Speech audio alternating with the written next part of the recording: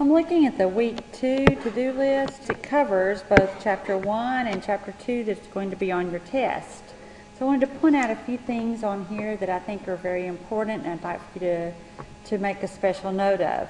First of all, I think it's important that we know, I think it's important that you understand what and how that business ethics is defined. Actually, you can find that definition here, if you'll scroll down just a little bit, right here in this particular area. You can see that it's going to, business ethics will comprise the principles and standards that guide behavior in the world of business. Of course, you also need to make a special note of the fact that values and judgments do play a critical role in making those ethical decisions. As I go on through the notes here, I'd like to just point out a few of the things, if I were giving you a study guide for this particular exam, that I would like for you to look at. Here, right in this area begins our timeline, and when we're looking at the timeline per se, I guess the first part we would look at would be before 1960. Of course, before 1960, one of the most important things is the fact that we did have the beginning of what we now know as the minimum wage. Because before, back in the 1920s, the progressive movement did have a living wage and be able to educate their family, be healthy, and of course having some retirement benefits as well. Most of the time up until 1960, the people that were teaching business ethics was basically fell in the lot of going to be your churches, your synagogues, and your mosque. It's basically, it fell all in the area of theology or philosophy here. Now after that, once we did come about into the 1960s, in the 1960s, this is peace and flower power kind of days. The rise of consumerism came aboard. This is when the consumer is going to be the most important thing. They had the right to safety, they were the right to be informed, they had the right to make choices, and of course the right to be heard. So consumer activists were pretty much leading the way and saying what was right and what was wrong. Now the 70s came along with a few different things. In the 70s is when I would say that business professors first began to start teaching about social responsibility in the classroom. And that was also an important milestone in business ethics, because before this it's pretty much been in the churches. Once we came along into the 1980s, of course, that would have been the Reagan and Bush era.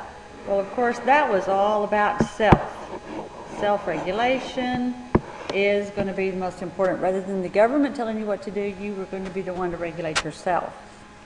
Now, along that same time period came along the Defense Industry Initiative on Business Ethics and Conduct. Basically, it was developed and it included these 6 principles that are pretty important. So you might want to take a look at that. You might ask yourself, well, what are the benefits of business ethics anyway? What good is going to happen to a company that's trying their very best to follow good business ethics? One of those is going to be the fact that their employees are committed to working for them. If you've got a sound company, they are going to be committed to sticking to you, so the turnover is much, much less.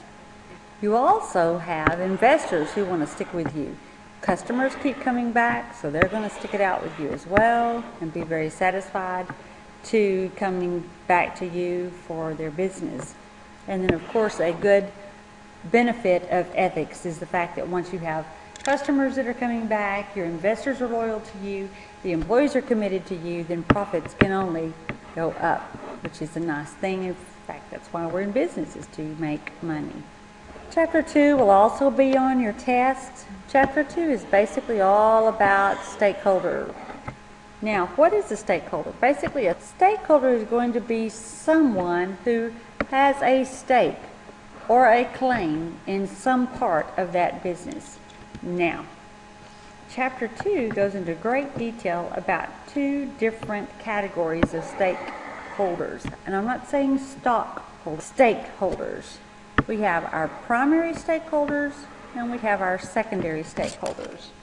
If I were looking in the textbook, I think a very important thing for you to take a peek at before you're 36.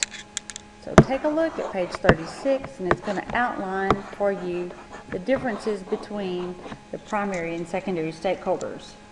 And what does it mean when a company is socially responsible? Basically, that means that they're going to take into account all of their major stakeholders, all of these people here, and they're going to look at it from the perspectives of socially speaking, to be responsible. When we think about social responsibility, I also want you to look at this particular little paragraph here about the 4 levels of social responsibility. And you will find those 4 things listed at the bottom of page 39. Basically what that means at the bottom of page 39 is that the steps that are involved, number 1, you have to make sure that you are doing everything legally speaking first before you can do the others all the way up to giving away for charity. So it's a step-by-step basis, and that's explained on page 39 best. What does it mean to be a corporate citizen? That's also something important that you would want to know for your test. We just talked a little bit about corporate responsibility, but now let's think about what corporate governance is. I really like this one. This is basically when the business is going to be the police of their employees, because they are going to say, you know what, I am going to hold my employees accountable for any unethical decisions that they're going to make. Don't forget to answer Walmart on your chapter quiz. You're going to be able to find that under chapter quizzes to the left. It is not timed. So, in fact, I would probably encourage you to do that in Word and then transfer it over into that blank area. Do good on your test. Remember that it is open all week long. It is proctored. Don't forget that. That's very, very important. But in addition to being proctored, guess what? That means that you can't take it, that the last place closes to take your test on the weekend is the LRC in Athens at 5 o'clock. So if you want to take your test over the weekend, you have to drive to Athens. And you can't start your test after 3 o'clock. This is very important. All right, I hope that this has helped you just a little bit to feel more comfortable about what it is that you're going to be doing for your test over chapters 1 and 2.